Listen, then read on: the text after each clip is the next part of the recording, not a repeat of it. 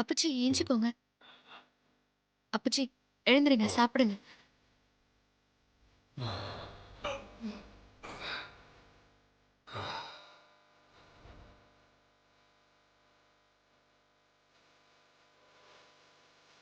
இந்தாங்க அப்பச்சி.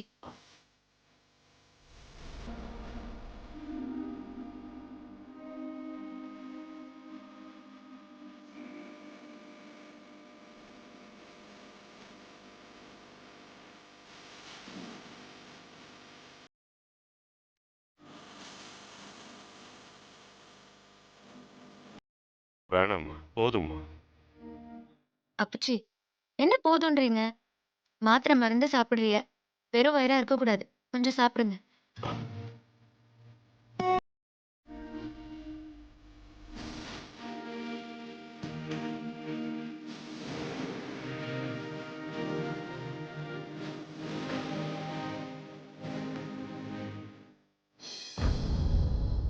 ஆ, அப்பச்சி ம். நம்ம ஆடிட்டர் டாக்டருக்கு எல்லாம் பத்திரிக்கை கொடுத்தாச்சா? ஆ, மறந்தே போயிட்டேனம்மா. ம். நல்ல வேளை ஞாபகப்படுத்தின. அந்த போன் எடு. ஆ, இந்தாங்க அப்பச்சி.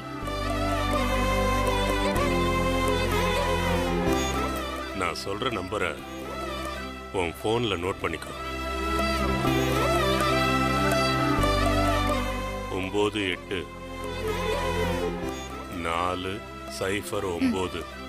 ஆ, உங்க அண்ணன் கிட்ட போய் இந்த நம்பரை கொடுத்து நான் சொன்னேன்னு ஆடிட்டருக்கு ஃபோன் பண்ணி வீட்டில் எப்போ இருப்பார்னு கேட்டு தெரிஞ்சுக்கிட்டு அவர் வீட்டுக்கு நேரில் போய் பத்திரிக்கை கொடுத்துட்டு வர சொல்லுமா. ஆ, சரிங்க அப்பச்சி. வெறும பத்திரிக்கையை மட்டும் கொண்டு போய் கொடுக்காம 4 வகை பழம் வாங்கிட்டு போய் தட்டில் வச்சு கொடுக்க சொன்னேன்னு சொல்லுமா. சரிங்க அப்பச்சி. ஆ, உங்களுக்கு நான் மருந்து எடுத்து கொடுக்குறேன். ஆ, சரிம்மா. அமுதா, அப்பச்சி சொல்லுங்க அப்பச்சி. உன் கல்யாணத்துக்கு ஓடி ஆடி எல்லா வேலையும் பார்க்க வேண்டிய நான் இப்படி படுத்துட்டேனம்மா. அது மனசுல கிடந்து உறுத்திக்கிட்டு இருந்தாலும் என் இடத்துல இருந்து உன் அண்ணன் கல்யாணத்தை எந்த குறையும் இல்லாம செஞ்சு முடிச்சிருவான்னு எனக்கு நம்பிக்கை இருக்குமா. எல்லா வேலையும் சரியாதான் பண்ணிக்கிட்டு இருக்கான்ல அமுதா. ஆ, பண்ணிட்டு இருக்காரு அப்பச்சி. பண்ணுவான். நானும் அந்த நம்பிக்கையில தான் இருக்கேன். ஆனா கல்யாணங்கிறது லேசுப்பட்ட வேலை இல்லாத்தா. நேரமே இல்லாம ஓடிக்கிட்டே இருக்கணும். அப்படி இருந்தும் ஏதாவது ஒண்ணு விடுபட்டு போயிடும். இப்போ கூட நீ சொல்லலன்னா ஆடிட்டருக்கு பத்திரிக்கை கொடுக்கறதையே மறந்து போயிருப்போம். அதனால அவன் என்ன பண்றான் ஏது பண்றான்னு கண்ணும் கருத்துமா கவனிச்சு ஏதாவது விடுபட்டு போச்சுன்னா அதை சொல்லி செய்ய சொல்லிடுமா. ம். அண்ணன் எங்க அப்பச்சி கல்யாண வேலைகளை பாக்குறாங்க? நான் தானே பாக்குறேன். இதை எம்புட்டு நாளைக்கு உங்ககிட்ட இருந்து மறைக்க முடியும்னு எனக்கு தெரியல. முடிஞ்ச வரைக்கும் மறைக்கிறேன். என்னம்மா, நான் சொல்லிக்கிட்டே இருக்கேன், நீ எதுவும் சொல்லாம ஏதோ நினைப்புல இருக்க. அது ஒன்றும் இல்லை அப்பச்சி. சரி, நான் பாத்துக்கிறேன். நீங்க படுத்துக்கோங்க. சரி.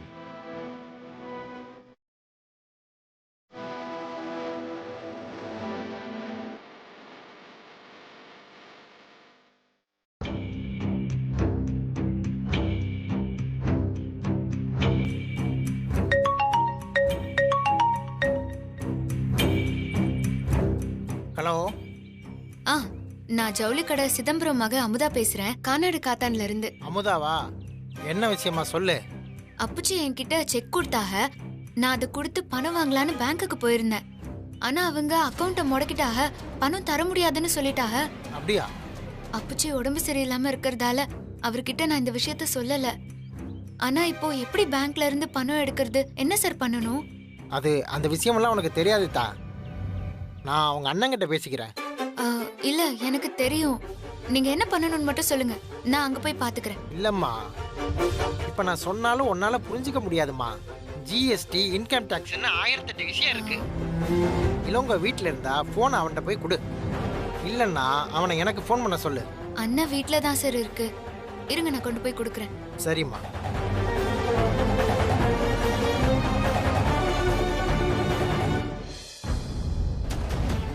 அண்ணே.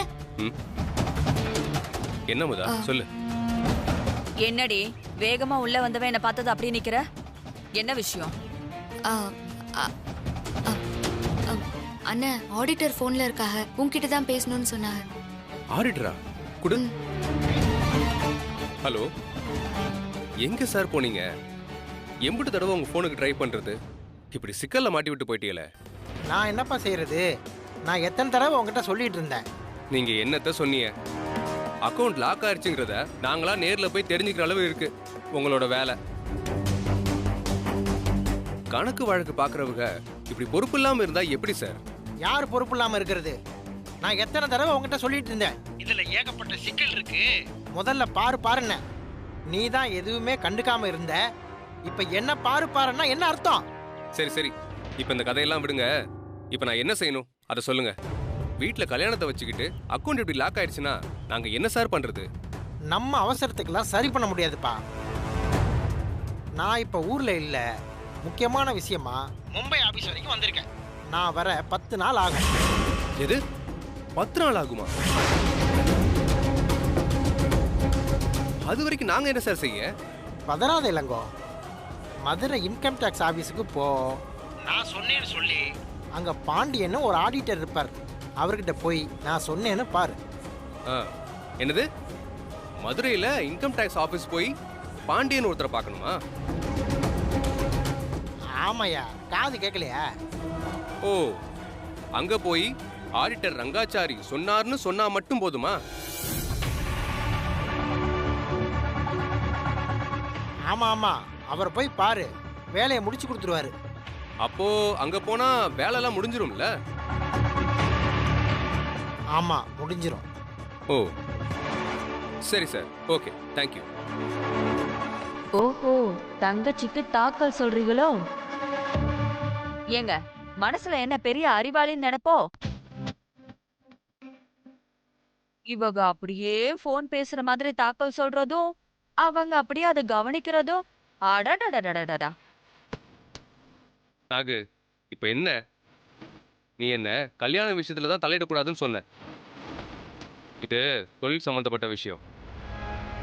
இதுல விளையாட்டு பண்ணோம், மொத்தமா படுத்துரும். கொஞ்சம் புரிஞ்சுக்கிட்டு பேசு. அதெல்லாம் முடியாது. இவளுக்கு இந்த விஷயத்துல உதவி பண்ண மாட்டேன்னு என்கிட்ட சொல்லிருக்கீங்க, ஞாபகம் இருக்குல்ல? ஏண்டி, உனக்கு கொஞ்சமாவது அண்ணே விடுண்ணே. மதுரை தானே, நான் போயிட்டு வந்துடுறேன். எனக்கு ஒன்றும் பிரச்சனை இல்லை, நான் பாத்துக்கிறேன். இதுக்காக நீங்க 2 பேரும் சண்டை போடாதீங்க. நீ எப்படி அமுதா மதுரை வரைக்கும் போவ? அதான் அவ போறேன்னு சொல்றாள்ல. உங்களுக்கு என்ன அப்படியே பாசம் பொங்குது? ஏய், நீ போடி.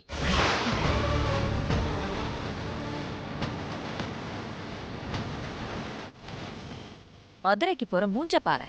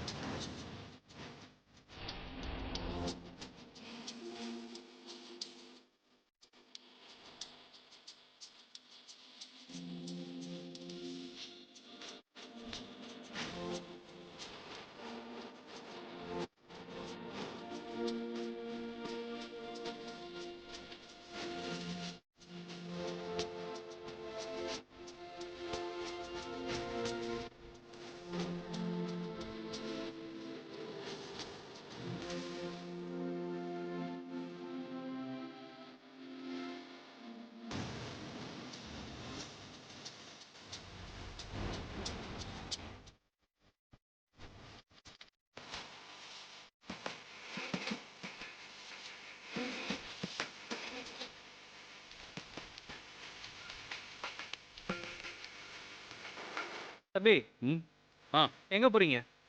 மாட்டுத்தாவணி.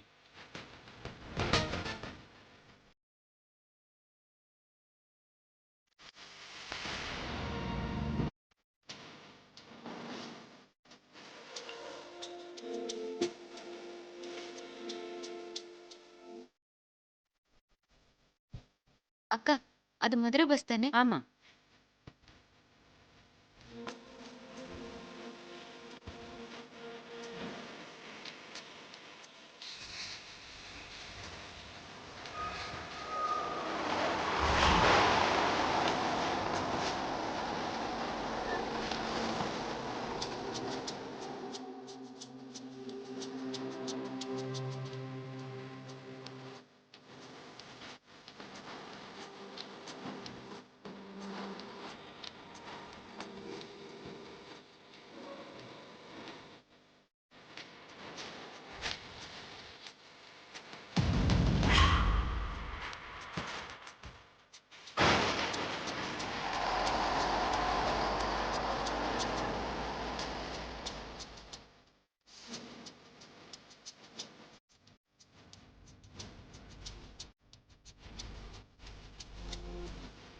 எங்கேம்மா போனோம்? அண்ணா, மதுரை வருமான வரி ஆஃபீஸ்க்கு போகணும். மதுரை வருமான வரி ஆஃபீஸ் போகாதுமா. அதுக்கு முன்னாடி மாட்டுத்தாவணி ஸ்டாப்ல இறங்கிக்கோங்க. சரிண்ணே. அப்போ தாவணிக்கே ஒரு டிக்கெட் கொடுத்துருங்க. என்னது? ஆ, இல்லைண்ணே, அந்த மாட்டு தாவணிக்கே ஒரு டிக்கெட் கொடுத்துருங்கன்னு.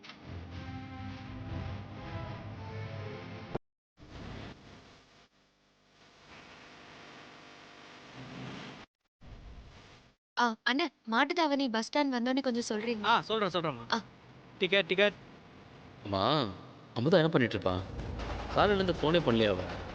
ஃபோன் பண்ணி பார்க்கலாமா?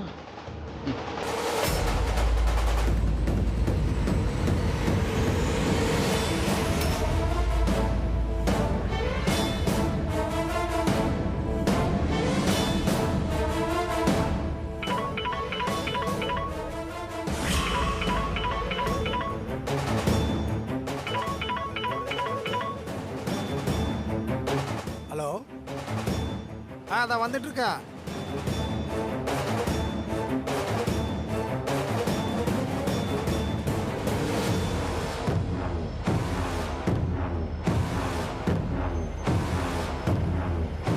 ஐயோ, இவ எதுக்கு கூப்பிடுறாங்க?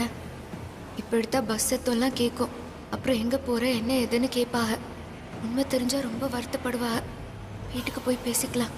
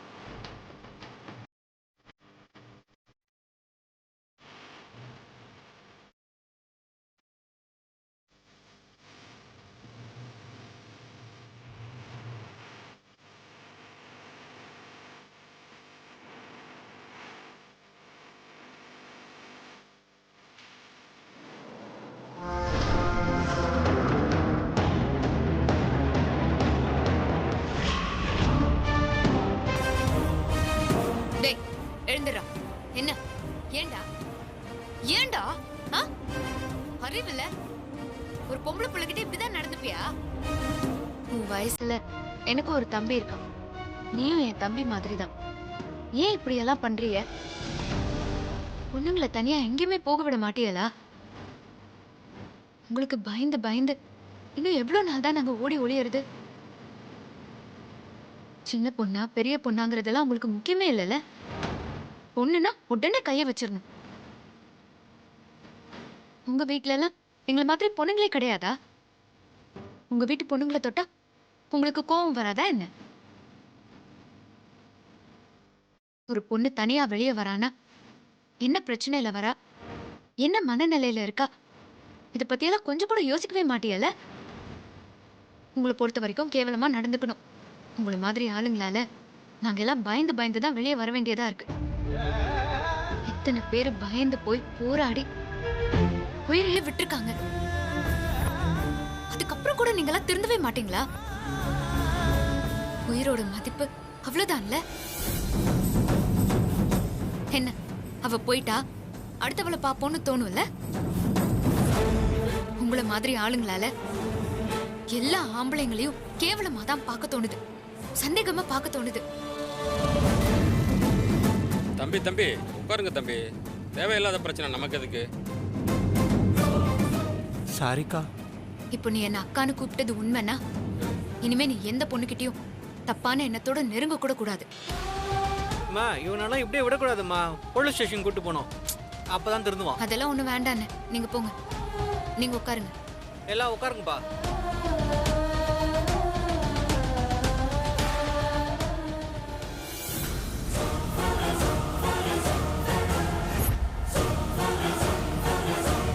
Ticket ticket ticket. அண்ணே சொல்லுமா. எப்போண்ணே வரும்? இன்னும் 2 ஸ்டாப் இருக்குமா, சொல்றேன். சரிண்ணே. Ticket ticket ticket ticket.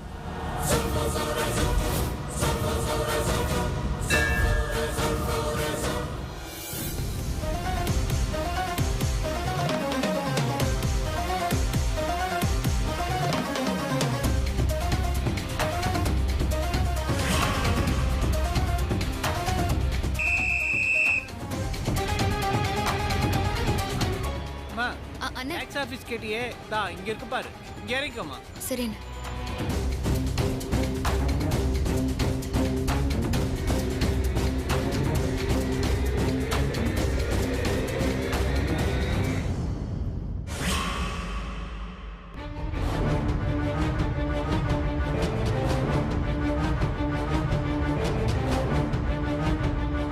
அந்த ரெட் ஃபைல் யார்கிட்ட இருக்கு சார்? துரை கிட்ட இருக்கு சார். அவர்கிட்ட தானே? ஆமா சார். அவர்கிட்ட இருந்து அந்த ஃபைலை வாங்கிட்டு வந்து அந்த லெஃப்ட் சைடுல இருக்கிற கபோர்டில் வச்சிருங்க. Okay sir.